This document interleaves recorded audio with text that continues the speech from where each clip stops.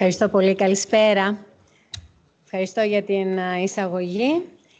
Λοιπόν, θα σας μιλήσω για τα μεταπτυχιακά προγράμματα. Εμείς, σαν Πανεπιστήμιο Θεσσαλίας, συντονίζουμε το ένα από τα δύο, το οποίο δεν έχει ξεκινήσει ακόμη και προβλέπεται να ξεκινήσει τον Σεπτέμβριο του 2025. Υπάρχει και ένα άλλο μεταπτυχιακό, το οποίο μόλις ξεκίνησε.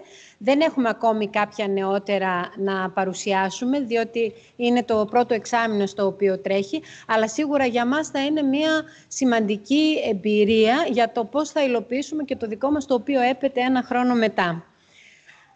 Θα ήθελα να πω στην αρχή κάποια λόγια για το λόγο για τον οποίο σχεδιάζουμε τα μεταπτυχιακά προγράμματα.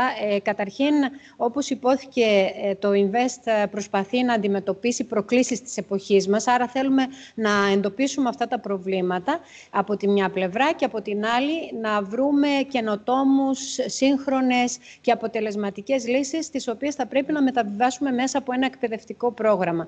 Και επειδή τα μεταπτυχιακά είναι μετά το πτυχίο σπουδές, θα μπορούν να εστιάζουν πέρα από τη βασική θεωρία, θα μπορούν να εστιάζουν και σε κάτι λίγο παραπάνω και πιο καινοτόμο, το οποίο όμως πατάει στις θεωρητικές βάσεις τις οποίες τις παίρνουμε στο προπτυχιακό εκπαιδευτικό πρόγραμμα. Λοιπόν, ένα βασικό φαινόμενο το οποίο το γνωρίζουμε όλοι είναι ότι έχουμε μία συσσόρευση κατοικίας και εργασίας και άλλων δραστηριοτήτων σε πολύ περιορισμένες περιοχές, οι οποίες είναι οι αστικές περιοχές. Εντάξει, άρα μαζεύεται πολλοί κόσμος σε αστικές περιοχές, στις οποίες δραστηριοποιείται, έχει τις ανάγκες για τροφοδοσία σε αγαθά, σε εκδηλώσεις και ούτω καθεξής, και αυτό δημιουργεί ανάγκες για κατανάλωση ενέργειας και βέβαια απορρόφηση ενός μεγάλου ποσοστού του ακαθάριστου εθνικού προϊόντος. Έτσι, επίσης να δούμε και κάποια στατιστικά, τα οποία είναι πολύ εύκολο να τα βρούμε μέσα από τον ΟΗΕ και άλλες πηγές, Ευρωπαϊκή Επιτροπή, άλλες αμερικάνικες βάσεις δεδομένων, βάσεις που αναφέρονται στις παγκόσμιες αυτές τάσεις της αστικοποίησης, και να δούμε ότι οι τάσεις είναι να αυξηθούν. Δηλαδή, ο πληθυσμός τείνει να πηγαίνει σε αστικές περιοχές, οι οποίες και αυτές τείνουν να μεγαλώνουν, αλλά πάλι είναι συσσωρευμένες όλες οι δραστηριότητες σε ένα περιορισμένο χώρο, και αυτό δημιουργεί διάφορα προβλήματα. Λοιπόν, μιλάμε για την έννοια της βιώσιμης ανάπτυξης. Τώρα, εδώ αυτό συνηθίζω να το λέω. Ίσως το βιώσιμη ανάπτυξη δεν είναι απαραίτητα η ερμηνεία αυτού που θέλουμε να πούμε, γιατί η βιωσιμότητα έχει να κάνει με το πόσο ένα σύστημα μπορεί από μόνο του να επιζήσει. Εμείς εδώ τη βιωσιμότητα περισσότερο την κοιτάμε ως προς ένα σύστημα που μπορεί να ζήσει, το πρώτο είναι να τροφοδοτηθεί, δηλαδή να χρηματοδοτήσει, αν θέλετε να το πούμε με οικονομικούς όρους, τη λειτουργία του. Η βιωσιμότητα εδώ έχει να κάνει όμως με τη διαβίου επιβίωση ενός συστήματος, δηλαδή την αειφορία. Οπότε με αυτή την έννοια το αναφέρουμε, το sustainability το λέμε βιώσιμη, αλλά είναι ένα συνδυασμός του βιώσιμου και αειφόρου. Εντάξει. Λοιπόν, στο πλαίσιο λοιπόν αυτής της ανάπτυξης, η ευρωπαϊκή πολιτική, αλλά και η παγκόσμια, γιατί κάπου αυτά κινούνται παράλληλα, έχουν εστιάσει στην αυτό που λέμε φυσική ανανέωση, δηλαδή ό,τι υπάρχει και σε επίπεδο περιβάλλοντος και σε επίπεδο πόλης, έτσι, δηλαδή και σε περιφέρεια και σε αγροτικές περιοχές και σε αστιακές περιοχές, να μπορεί αυτό να χρησιμοποιηθεί και να αξιοποιηθεί με τον καλύτερο δυνατό τρόπο. Σίγουρα η εκπαίδευση είναι ένας από τους θεμελιώδεις λίθους που μπορούν να βοηθήσουν στην καλύτερη αξιοποίηση των φυσικών και τεχνητών πόρων. Όλα αυτά οδηγούν στην επίδραση σε επίπεδο οικονομίας, κοινωνίας και περιβάλλοντος, που είναι και οι βασικοί τρεις πυλώνες της βιωσιμότητας ή, αν θέλετε, αειφορίας. Οπότε εδώ μιλάμε για μια οικονομική ανάπτυξη, την οποία πρέπει να προωθήσουμε και μέσα από την εκπαίδευση και νέες γνώσεις και δράσεις βέβαια στις οποίες θα καταλήξουν αυτές οι νέες γνώσεις, όπου η οικονομική ανάπτυξη και οι όροι αυτής θα πρέπει να είναι προσβάσιμοι και βέβαια να προσαρμόζονται και στις εξελίξεις. Μιλάμε επίσης για την κοινωνία. Εδώ έχουμε να κάνουμε με θέματα ισότητας και δικαιοσύνης, τα οποία όλα αυτά μπορούν πάλι να συμπεριληφθούν σε έναν όρο της συμπερίληψης, δεδομένου του ότι υπάρχουν πολλές αλλαγές στα κοινωνικά σύνολα, μετακινείται ο πληθυσμός, αλλάζουν τα ήθη και τα έθιμα, αναμειγνύονται διάφορες κουλτούρες, οπότε σε αυτό σίγουρα σε ένα σύστημα βιώσιμο θα πρέπει να το λάβουμε και αυτό υπόψη. Και τέλος βέβαια είναι και η περιβαλλοντική προστασία, δηλαδή η προστασία του περιβάλλοντος από άποψη και ρήπων και ποιότητας της ατμόσφαιρας και των πόρων, έτσι, του εδάφους και του νερού, αλλά και επίσης από άποψης προστασίας του πλανήτη λόγω της κλιματικής αλλαγής. Λοιπόν, σε αυτή την βάση διαμορφώνονται και τα προγράμματα, τα εκπαιδευτικά του INVEST και τα μεταπτυχιακά προγράμματα, τα οποία θα τα παρουσιάσω εν συντομία με το στόχο τους, τα αντικείμενα τα οποία διαπραγματεύεται το καθένα, τα θέματα που έχουν να κάνουν με την διασύνδεση με την αγορά εργασίας και κάποια άλλα στοιχεία λίγο πιο λεπτομερή για πώς δομούνται και πώς μπορούν να είναι προσβάσιμα. Λοιπόν, είναι δύο τα μεταπτυχιακά προγράμματα που παρουσίασε και ο κύριος Κόκκινος. Το Sustainable Urban Development, το οποίο είναι το πρόγραμμα το οποίο συντονίζει το Πανεπιστήμιο Θεσσαλίας, και το Sustainability Management, που είναι το πρόγραμμα το οποίο συντονίζει το Πανεπιστήμιο Καρέλη από τη Φιλανδία και είναι αυτό το οποίο είπα ότι έχει ξεκινήσει. Λοιπόν, ξεκινάμε λοιπόν από αυτό το πρόγραμμα το οποίο λειτουργεί αυτή τη στιγμή. Ο στόχος του εκπαιδευτικού υλικού είναι η υποστήριξη της εφαρμογής βιώσιμων τεχνολογιών, στην ουσία τεχνολογίες οι οποίες βοηθάνε στην βιωσιμότητα, αυτό που λέμε αστική και περιφερειακή βιωσιμότητα, και εστιάζει περισσότερο σε θέματα περιβαλλοντικής και κοινωνικής υπευθυνότητας. Το μεταπτυχιακό αυτό επίσης επικεντρώνεται σε επιχειρηματικές δράσεις, δηλαδή θέλει να προετοιμάσει απόφοιτους οι οποίοι να πάνε να μετασχηματίσουν τις επιχειρήσεις, γιατί η επιχειρήση είναι ένας από τους βασικούς πυλώνες που επηρεάζουν αυτό το τετραπλό έλικα που λέμε των εμπλεκόμενων φορέων. Και βέβαια, επειδή το μεταπτυχιακό αυτό αποτελεί ένα πρόγραμμα του Ευρωπαϊκού Πανεπιστημίου, πατάει πάνω στη συνέργεια σε επίπεδο διεθνές, έτσι από διάφορα κράτη μαζεύονται και οι εκπαιδευτές αλλά και οι εκπαιδευόμενοι, και επίσης μέσω των ζωντανών εργαστηρίων που παρουσίασε ο κύριος Ιατρέλης γίνεται και μία εφαρμογή των γνώσεων σε συνεργασία και με τους άλλους πυλώνες αυτού του έλικα.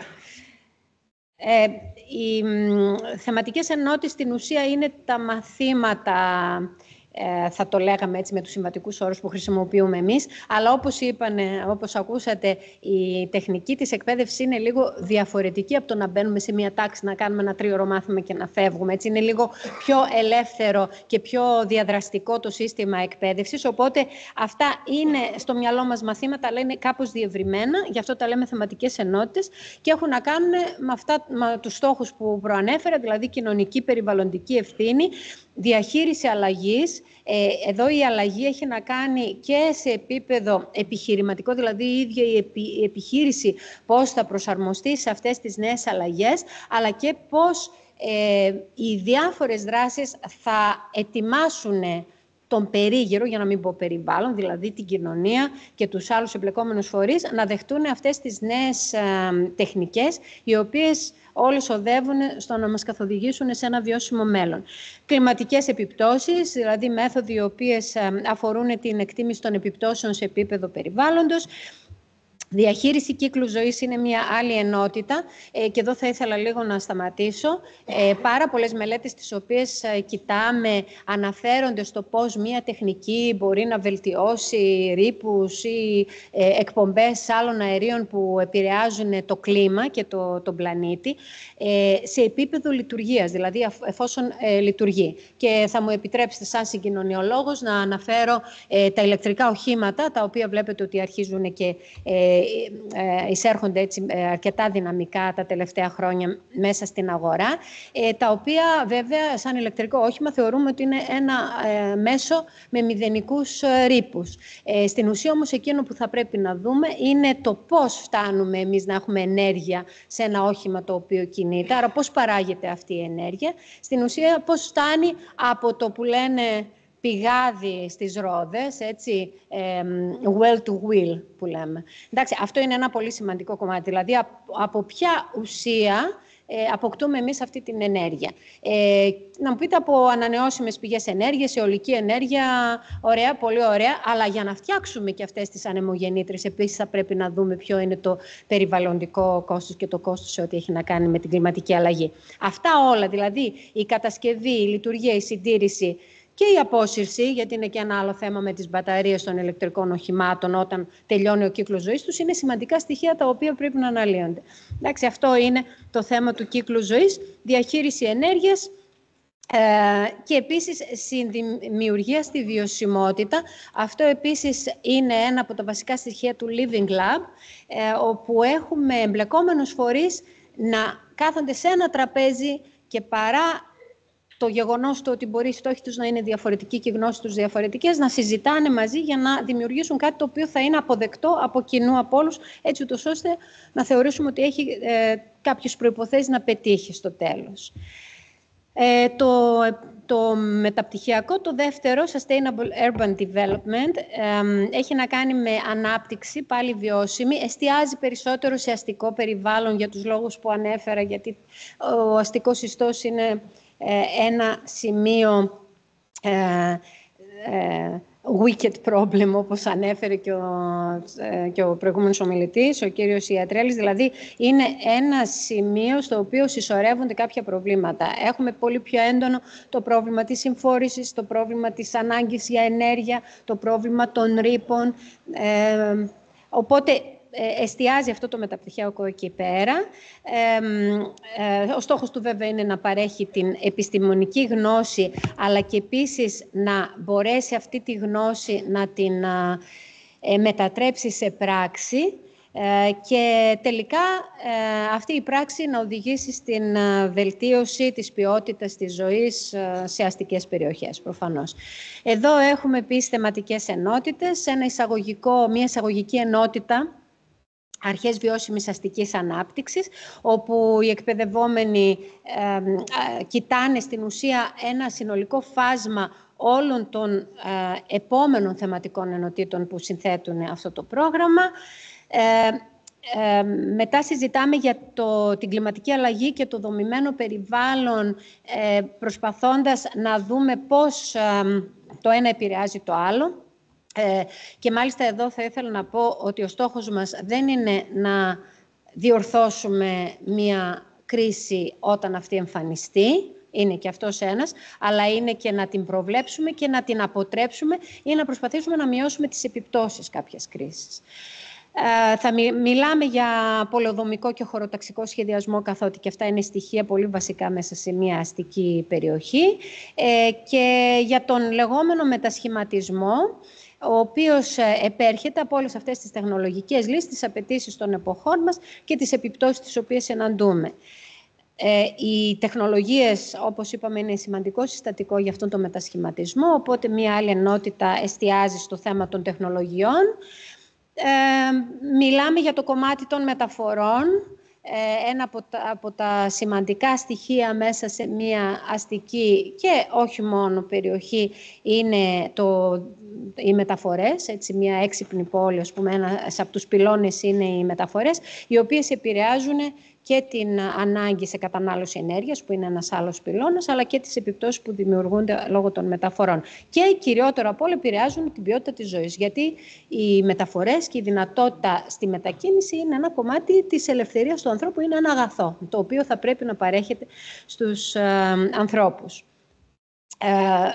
Και βέβαια μετά έχουμε και τρεις άλλες ενότητες οι οποίες έχουν να κάνουν με την αξιολόγηση, γιατί οτιδήποτε σχεδιάζουμε και προτείνουμε θα πρέπει να το αξιολογούμε ως προς την οικονομική του εφικτότητα και ως προς την αποτελεσματικότητα σε σχέση με τους στόχους που έχουμε θέσει. Οπότε εδώ υπάρχουν κάποιες ενότητες οι οποίες έχουν να κάνουν με τον καθορισμό ποια δεδομένα μας χρειάζονται, πώς τα αναλύουμε αυτά και κάποιες μεθόδους που θα μας δώσουν δείκτες αποτελεσματικότητας για να τους χρησιμοποιήσουμε και να πούμε αν μία πρότασή μας ή ένα σύστημα που προτείνουμε είναι σωστό, είναι σωστότερο, καλύτερο από κάποιο άλλο. Τώρα, τα προγράμματα αυτά έχουν διαμορφωθεί ακολουθώντας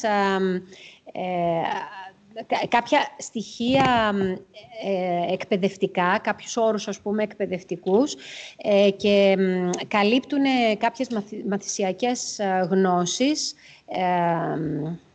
δεξιότητες και επάρκεια.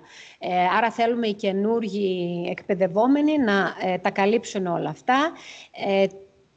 Η βασική αρχή ξεκίνησε από αυτό που λέγεται Dublin Descriptor σε επίπεδο Masters, δηλαδή ποιες δεξιότητες, γνώσεις και επάρκεια θα πρέπει να αναπτυχθεί σε ένα επίπεδο Master και για κάθε μία από αυτές τις δεξιότητες έχει προσδιοριστεί η αντίστοιχη δεξιότητα, γνώση κτλ.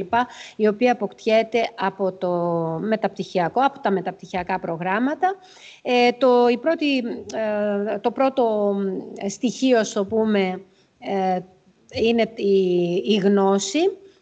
Άρα, εδώ θέλουμε κάποιες πρωτότυπες, κάποιες γνώσεις μάλλον οι οποίες να βοηθούν τους εκπαιδευόμενους να αναπτύξουν πρωτότυπες ιδέες που έχουν να κάνουν με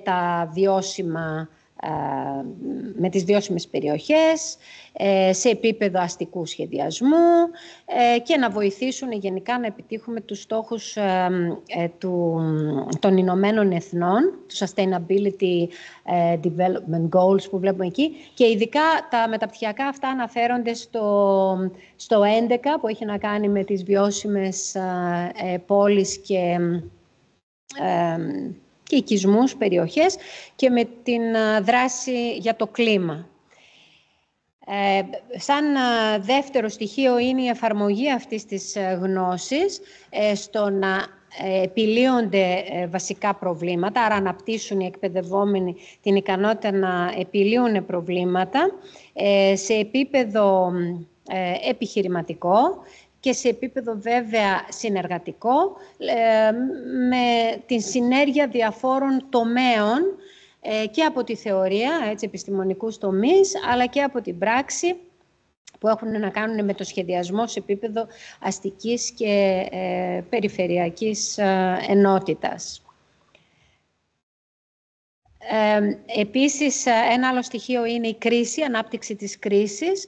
Εδώ οι εκπαιδευόμενοι αναμένεται να μπορούν να αντιληφθούν την πολυπλοκότητα όλων αυτών των καταστάσεων, όχι απαραίτητα προβλημάτων, καταστάσεων που καλούνται να μελετήσουν και να διαμορφώνουν απόψεις βάσει των στοιχείων τα οποία έχουν και των μεθόδων ανάλυσης αυτών των στοιχείων, έτσι ούτως ώστε να μπορούν να βοηθάνε τη διαδικασία λήψης απόφασης για το ποια τεχνική, ποιο σύστημα είναι το καλύτερο να εφαρμοστεί ανάλογα με την περίπτωση και λαμβάνοντας υπόψη βέβαια και τις απαιτήσεις σε ό,τι είχε να κάνει με το κλίμα πάλι, ξαναλέω, και με τις κοινωνικές και οικονομικές αλλαγές οι οποίες συναντώνται. Και τέλος έχουμε το θέμα της επικοινωνίας και το θέμα της διατήρησης της ικανότητας να επαυξάνουμε τις γνώσεις μας. Το θέμα της επικοινωνίας είναι πολύ σημαντικό, γιατί εκτός του ότι μπορεί να είμαστε πολύ καλοί επιστήμονες, να ξέρουμε διάφορες τεχνικές, να αναπτύσσουμε λύσεις. Αυτές τις λύσεις θα πρέπει να γνωρίζουμε τους τρόπους και να τους εφαρμόζουμε για να τις επικοινωνούμε προς τα έξω, στα σωστά δίκτυα. Τα Living Labs, ας πούμε, είναι ένα δίκτυο, αλλά όχι απαραίτητα μόνο αυτό. Οπότε θα πρέπει να έχουμε και αυτή την επικοινωνιακή ικανότητα, η οποία πρέπει να προσφέρεται από ένα εκπαιδευτικό πρόγραμμα.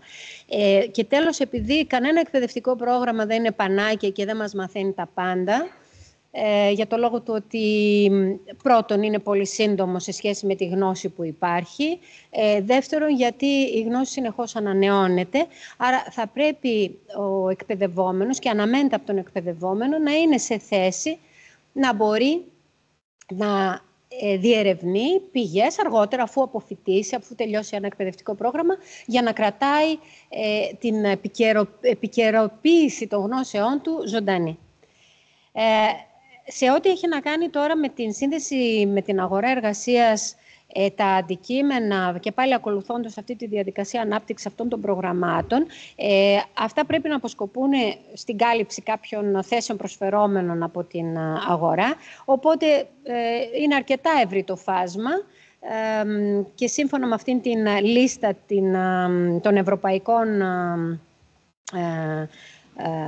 δεξιοτήτων, επαγγελμάτων, επάρκειας, έτσι, καλύπτονται κλάδοι μηχανικής, αυτό το engineering που λέμε, κλάδοι σχεδιασμού, το planning, έτσι, engineering και planning έχει κάποιες διαφορές, και επίσης καλύπτονται και κλάδοι που έχουν να κάνουν με κοινωνικές επιστήμες, με φυσικές επιστήμες, περιβάλλον και με τεχνολογία. Εντάξει, ανάπτυξη δηλαδή κάποιων δεξιοτήτων που έχουν να κάνουν με την επεξεργασία δεδομένων και εφαρμογή καινοτόμων αναλυτικών υπολογιστικών μεθοδολογιών.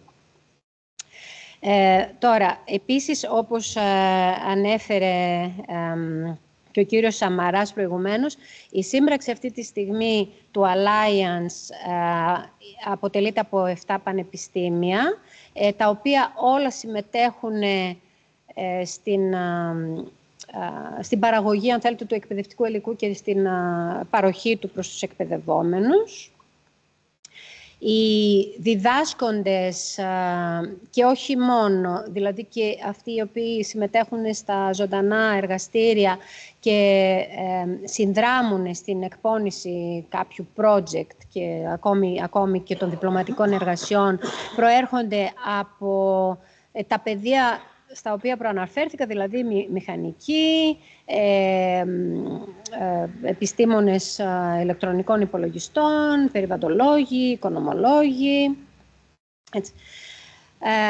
Σε ό,τι έχει να κάνει με τη φοιτηση τώρα, η φοιτηση είναι κατεξοχήν διαδικτυακή, ειδικά στις διαλέξεις, δηλαδή οι διαλέξεις προσφέρονται μάλλον εξ αποστάσεως.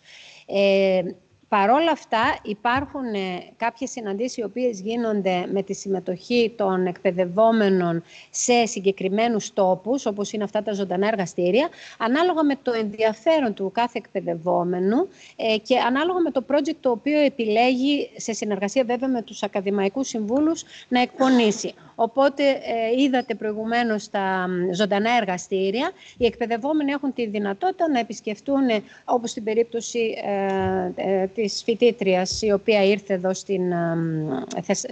στη Λάρισα να εκπονήσει την εργασία της. Έχετε τη δυνατότητα να πάτε σε ένα από αυτά τα ζωντανά εργαστήρια για να πραγματοποιήσετε την εργασία σας στη συνεργασία με τους καθηγητές, έτσι, που διδάσκουν, αλλά και με το προσωπικό και τους συμμετέχοντες σε αυτά τα ζωντανά εργαστήρια. Γιατί οι συμμετέχοντες δεν είναι απαραίτητα άτομα τα οποία δουλεύουν μέσα στο εκπαιδευτικό ίδρυμα, αλλά είναι άτομα που συνεργάζονται. Άρα προέρχονται και από τους άλλους τους τομείς, από τη διοίκηση, από επιχειρήσεις και από κοινωνικές ομάδες.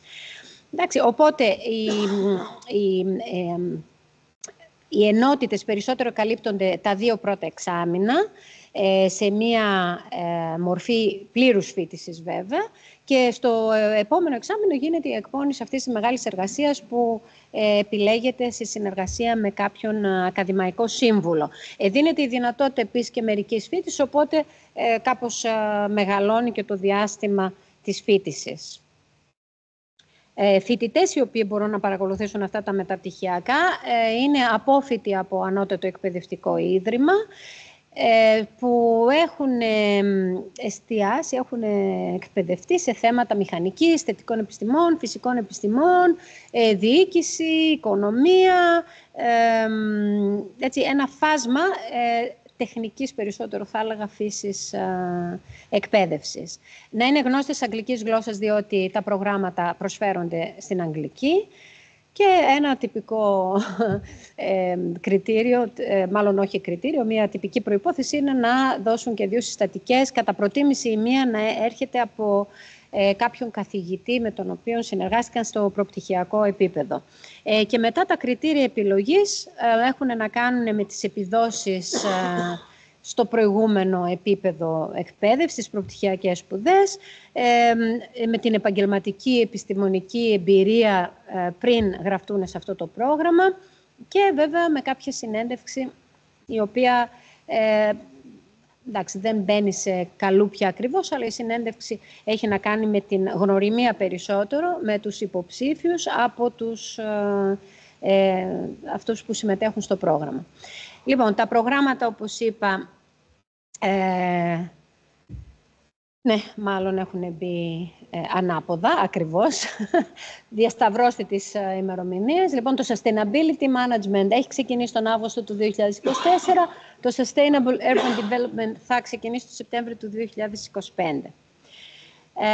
Και βέβαια όλες οι πληροφορίες και οι αναγγελίες της έναρξης υποβολής αιτήσεων, όλα αυτά θα υπάρχουν και θα ανακοινώνται μέσω του Invest και μέσω και των κοινωνικών δικτύων του προγράμματος.